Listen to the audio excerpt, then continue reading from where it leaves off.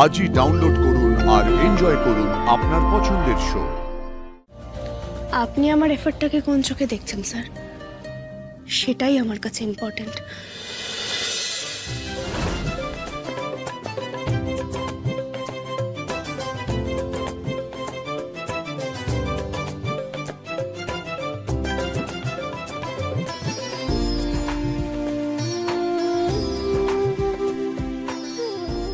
টাকা না থাকলেও যে রাজার মতো বাঁচা যায় সেটা তোমার কাছে আবার নতুন করে শিখলাম। আরশি, কিভাবে শত দুঃখের মধ্যেও আনন্দে থাকা যায় তুমিই শেখালে। থ্যাংক ইউ আরশি। মুখে যতই বড় বড় কথা বলি, খাসির মাংস আমি মোটেই ছাড়বো না। এখন যাই, একটু পরে এসে খাবো না হয়।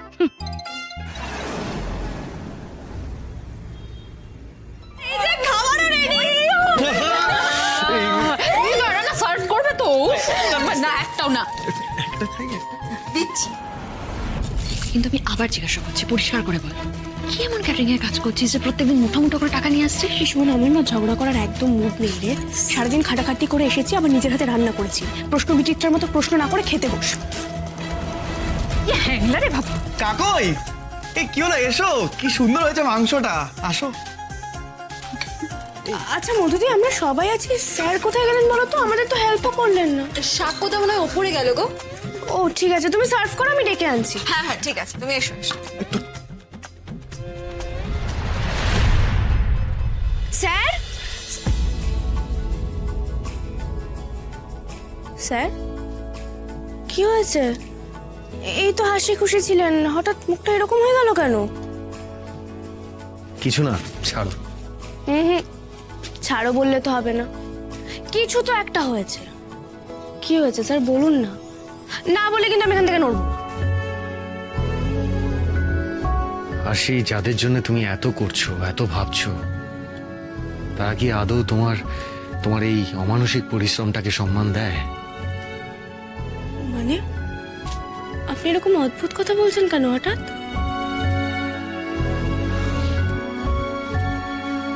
জানলে হয়তো তুমি কষ্ট পাবে আরশি। আহা, না বললে জানবো কি করে বলুন তো? কি হয়েছে বলুন না, আর কষ্ট পেলে আপনি কমিয়ে দেবেন, বলুন না। আরশি, আমি তো সত্যি তোমাকে বলতে চাইনি, আর না বলেও থাকতে পারছি না। সেটা আমাকেও কষ্ট দিচ্ছে। তোমরা যখন রান্নাঘরে ছিলে, আমি ড্রয়িংয়েই ছিলাম, আমি রান্নাঘরের দিকেই যাচ্ছিলাম। তখন হঠাৎ আমি দেখলাম যে মা আর মেজো কাকি দুজনে চাপা স্বরে নিজেদের মধ্যে কথা বলছে। কিছু বুঝতে পারছি না দিদি, ব্যাপারটা কি বলো তো? এই মেয়ে রোজ এতগুলো টাকা কোত্থেকে ইনকাম করে আনছে গো? এই তো সবে মাত্র 2 দিন হলো একটা কাজে ঢুকেছে। তুমি বলো, এরকম কোন কোম্পানি আছে গো যে 2 দিনেই বকশিস দেয়? হ্যাঁ, এই ব্যাপারটা তো আমাকেও ভাবাচ্ছে রে মেজো। রোজ সন্ধেবেলা বাড়ি থেকে বেরিয়ে যাচ্ছে, এত রাতে বাড়ি ফিরছে, তাও আবার এত এত টাকা নিয়ে। আচ্ছা মেজো, ও টাকার লোভে ওই উল্টো পাল্টা কাজে নেমে পড়েনি তো? আবার আবার কোনো ঝুট ঝামেলায় ফেসে যেতে পারে আমার ছেলেটা এই মেয়ের জন্য। বলেছ দিদি, হতে পারে গো।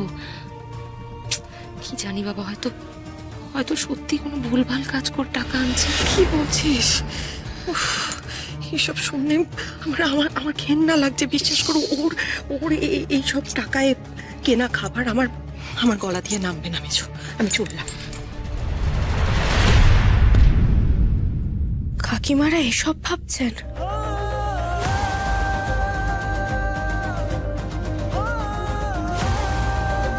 খারাপ লাগলো? আমি জানি তোমার খারাপ লাগবে, তাই তো বলতে চাইনি। আমি তখনই ওদের সঙ্গে কথা বলতে পারতাম, কিন্তু আমি আর কোনো রকম ঝামেলা চাইনি।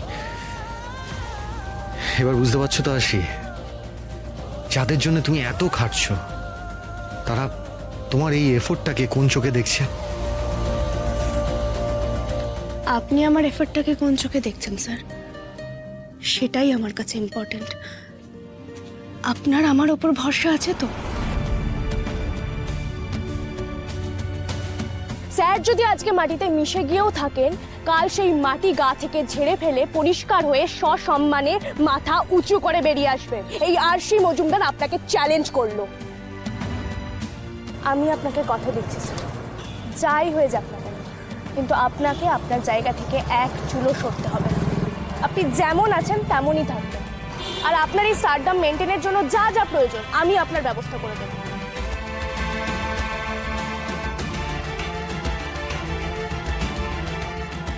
অফকোর্স আছে। আরশি, আমি তোমাকে ছাড়া কাউকে ভরসা করি না। তাহলে আপনি বিশ্বাস করেন তো আমি যে কাজটাই করি না কেন সেটাই পরিবারের ভালোর জন্য করি, নিজের জন্য না? এটা আপনি মানেন তো? হ্যাঁ আরশি, এটা আমি মানি। তুমি যা করছো, তুমি যা ভাবছো, সব এই পরিবারের ভালোর জন্যই ভাবছো। তুমি তুমি আমার ভালোর জন্য, আমাদের এই পরিবারের ভালোর জন্য তুমি তুমি নিজের জান লড়িয়ে দেবে, এটা আমি জানি। ব্যাস, তাহলে হয়ে গেল। আপনি যদি আমার উপর ভরসা রাখেন, বিশ্বাস করেন আমাকে, তাহলে কে কি বললো সেটা নিয়ে আমার বিন্দুমাত্র মাথা ব্যথা নেই। আর আমি তো জানি আমি কি করছি। এবার চলুন, আপনি খেতে চলুন।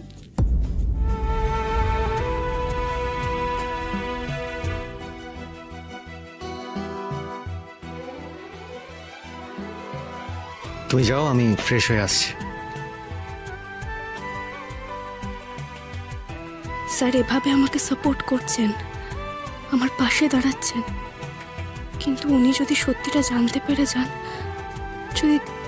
যদি জানতে পেরে যান যে আমি বারে গান করি, তারপরে উনি এভাবে আমার পাশে থাকবেন তো?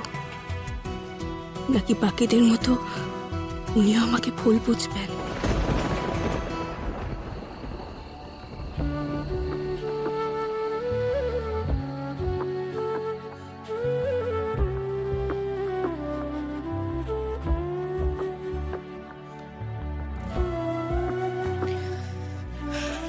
বজরংবলী, আমার খুব ভয় করছে জানো তো। আমি বারে গান গেয়ে কোনো ভুল করছি না তো? কিন্তু এটা ছাড়া তো কোনো অপশন ছিল না আমার হাতে। এই পরিবারটা বাঁচাতে গেলে তো এটা আমাকে করতেই হতো, বলো? আর তাছাড়া বারে গান গাওয়া কি খারাপ নাকি? না তো। কিন্তু হ্যাঁ, এই বাড়ির লোকজন যদি সেটা জানতে পারে তাহলে সাংঘাতিক কাণ্ড হবে, কেউ সেটা মেনে নেবে না।